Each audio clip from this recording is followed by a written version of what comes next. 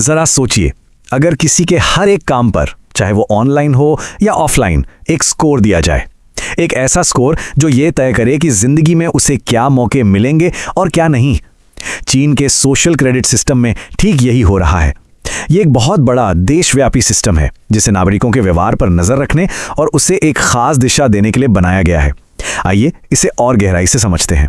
इस सिस्टम को असल में समझने के लिए हम सबसे पहले सदियों पुराने एक हैरान कर देने वाले विचार से शुरुआत करेंगे जिसने इसकी नींव रखी। फिर हम देखेंगे कि स्कोरिंग कैसे काम करती है, इसके पीछे कौन सी टेक्नोलॉजी है और चीनी नागरिकों पर इसके असल परिणाम क्या होते हैं। और आखिर में हम ये सवाल करेंगे कि क्या यही नियंत्रण का भविष्य है। ये सुनने में थोड़ा अजीब लग सकता है, लेकिन 21वीं सदी में चीन की निगरानी को समझने के लिए हमें समय में काफी पीछे जाना होगा। 1700 के दशक के एक ऐसे विचार तक जो इतना शक्तिशाली था कि आज भी शक्ति और नियंत्रण के बारे में हमारी सोच को प्रभावित करता है।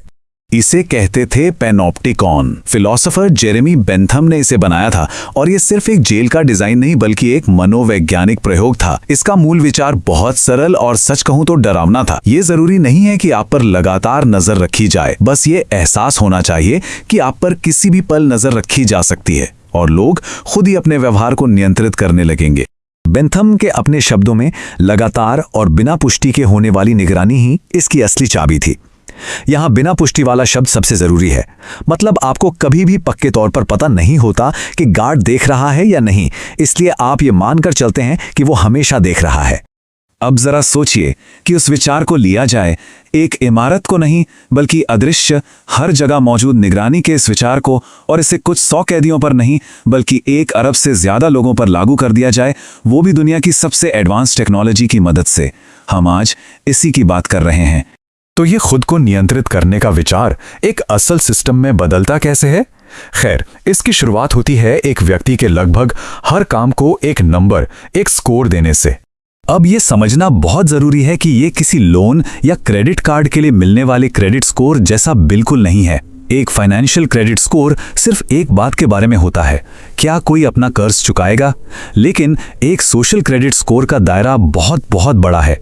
ये आपके सामाजिक और यहाँ तक कि राजनीतिक व्यवहार के बारे में भी है। क्या कोई एक अच्छा नागरिक है जैसा कि सरकार ने तय किया है? ये सिस्टम एक बहुत ही सरल गेमिफिकेशन के तर्क पर काम करता है। सबको एक बेसलाइन स्कोर मिलता है। कुछ ऐसा करें जिसे सिस्टम अच्छा मानता है, जैसे किसी चैरिटी में दान देना, तो स्कोर बढ़ जाता है। लेकिन अगर कोई रेड लाइट तोड़ता है या ऑनलाइन कुछ आलोचनात्मक पोस्ट करता है तो स्कोर कम हो जाता है। ये डिजिटल इनाम और सजा का एक लगातार चलने वाला खेल है। तो फिर इस तरह की राष्ट्रव्यापी निगरानी को संभव बनाने के लिए आखिर किस तरह की तकनीक की जरूरत पड़ती है? इस सब की नींव में है निगरानी कैमरों का एक ऐसा नेटवर्क जिसकी कल्पना करना भी मुश्किल है। हम 60 करोड़ से ज्यादा कैमरों की बात कर रहे हैं, जिनमें से कई आर्टिफिशियल इंटेलिजेंस से लैस हैं। ये अब तक बनाए गए सबसे बड़े और सबसे एडवांस्ड निगरानी तंत्रों में से एक है। और ये सिर्फ देखने के बारे में नहीं है, ये समझने के बारे में है। फेशियल रिकॉग्निशन जैसी एडवांस तकनीकें लोगों को दूर से पहचान सकती हैं, लेकिन असली ताकत डेटा फ्यूजन में है। इसमें फिजिकल दुनिया से मिली जानकारी, जैसे कि कोई कहां जाता है, को उसकी डिजिटल जिंदगी से जोड़ दिया जाता है।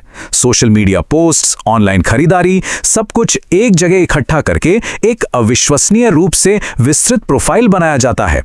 इसके बारे में सोचिए, सरकारी निगरानी कैमरों से मिला डेटा, अलीबाबा जैसी बड़ी टेक कंपनियों से मिला शॉपिंग डेटा, सरकारी रिकॉर्ड और यहां तक कि पड़ोसियों की रिपोर्ट, सब कुछ इस सिस्टम में डाला जाता है। ये सब कुछ हर नागरिक की एक पूरी और हमेशा अपडेट होती रहने वाली प्रोफाइल बनाने के लिए डिजाइन किया गया है।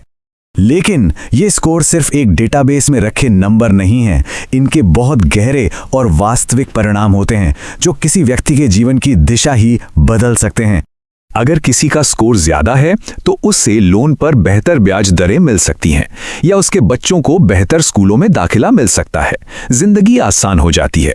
लेकिन कम स्कोर के साथ हवाई जहाज या ट्रेन के टिकट खरीदने पर रोक लग सकती है, इंटरनेट स्पीड धीमी की जा सकती है, या कुछ नौकरियों से भी बाहर किया जा सकता है।